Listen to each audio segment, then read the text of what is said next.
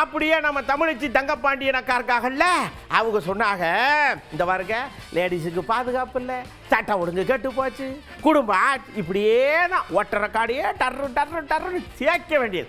ஏன்னா அடுத்து சொல்றதுக்கு ஒன்றும் கிடையாது. அவங்களே ரெட்டை இலக்க என்ஜின் சொல்லித்தான் இப்படியே ஓட்டிக்கிட்டு இருக்காங்க. நம்பாதிய 2.0 உங்களுக்கு தாங்காக. சட்டம் ஒழுங்கு இல்ல, பெண்களுக்கு பாதுகாப்பு இல்ல, ரொம்ப கடன் வாங்குறாங்க. இந்த 3 தான் இவங்க திரும்ப திரும்ப இந்த டிஜிட்டல் ஸ்பேஸ்லயும் பேசுறதுக்கு ஒரு விஷயம் இல்லாமையும் கொண்டு வர்றாங்க. இந்த 3ஐயுமே தெளிவுபடுத்தணும். இங்க நம்ம தமிழ்நாட்டுல அக்கௌண்டபிளா ரெஸ்பான்சிபிளா செய்கின்ற ஏதாவது குற்றம் நிகழ்ந்து விட்டால் அங்க நடக்கிறது இங்க நடக்கிறத நாங்க ஜஸ்டிஃபை பண்ணல. ஏன்னா இது ஒரு சமூகம் சார்ந்த ஒரு விஷயமும் தான்.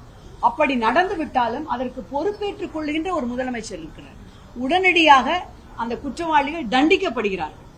அப்படிப்பட்ட யாரும் போய் இப்ப MP பிரிஜ் பூஷன் அவரை பாதுகாத்தது மாதிரியோ அல்லது உண்ணாவில வந்து அந்த குற்றவாளி வந்து அந்த பெண்ணை வன்புணர்வு செய்துவிட்டு அந்த உடலையே எரிக்க பார்த்தார்கள். அவர்களுக்கு துணையாக நின்றது பிஜேபி அரசாங்கம். அவர்களோட தான் இவங்க கூட்டு வச்சிருக்கிறாங்க.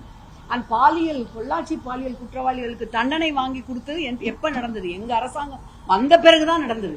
எத்தனை நாள் அந்த குற்றவாளிகளுக்கு இவங்க பாதுகாப்பா இருந்தாங்க. ஆனா இதெல்லாம் விட்டுட்டு சும்மா வந்து பாதுகாப்பு இல்லைன்னு ஒரு பொய்யான பிரச்சாரம் எடுத்து பாருங்க. எல்லா இடத்துலயும் எல்லா கேசஸ்லயும் குற்றவாளிகள் பிடிக்கப்பட்டிருக்கிறார்கள், தண்டனை உறுதி செய்யப்பட்டிருக்கு.